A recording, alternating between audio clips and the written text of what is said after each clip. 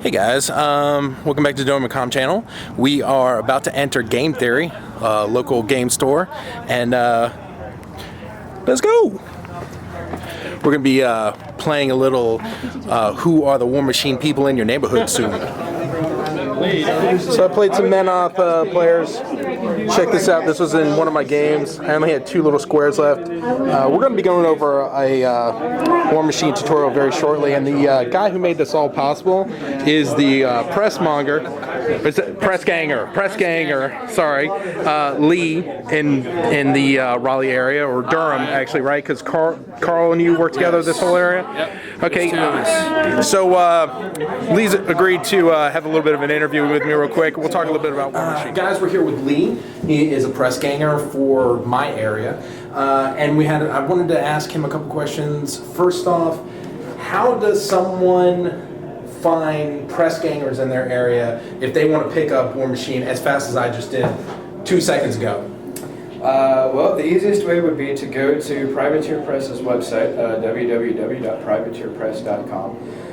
And you can, on the front page, there is a link to, I believe it is like community support, something along those lines. And from there, there should be a way to find the PressGanger in your area. Alternatively, there is another website, www.privateerevents.com, where we'll have all those links on the side description. Where you can log on to this website, and it actually has a search function where you punch in your zip code, and you can have it pull up PressGangers within 5, 10, 15, 20, 25 miles, whatever you want. And you can also look for stores in your area that carry Privateer Press products. So for the Privateer event website, will that also provide events like what I just attended right now, or would that make it to something like that? Yeah, it does. I'm not sure how much of the functionality it currently has, but that is definitely in the works, I'm sure. Fantastic. Okay, so we just had a chance to play Mark II. How long have you been playing Warmachine? 5 or 6 years. 5 or 6 years. Okay, so you definitely were around for Mark I. Yeah. What do you think of the changes that Privateer Press made for Mark II? Well, I think the changes for Mark II are overwhelmingly positive. It's a lot of the stuff was long overdue. What a lot of the changes that they made were to simplify a lot of the rules, because a lot of the later models, it's not so much that they had power creep going on, but it was more of a complexity creep, I guess you could say, where it seemed like every model had more special rules and more weird interactions than the last. And so what they did with Mark II is they went through and they cleaned up a lot of that stuff. So the result is a game that is much easier to play, much easier to understand, and I think in the long run actually plays faster. And last question I got for you: what for people who are just starting off, who unfortunately might not have a PressGanger in their area, is there anything that you can think of outside of the Privateer Press website that might be a good thing for them to reference? Yeah, one of the websites that's been ongoing for a while now, for a couple of years, is the Battle College. I don't remember what the website is, the URL, unfortunately. I'm sure you can Google it. If you Google Battle College and Warmachine, I'm sure it'll come up.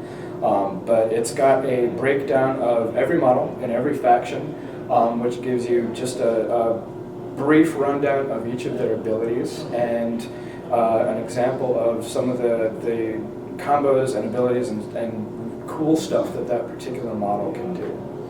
Very cool. Lee, thank you so much for your time. I can't tell you how much I appreciate it. Guys, like I said, we're going to try to actually put together a Warmachine Ultra Basic tutorial for this Friday, and so you too can battle your battle groups.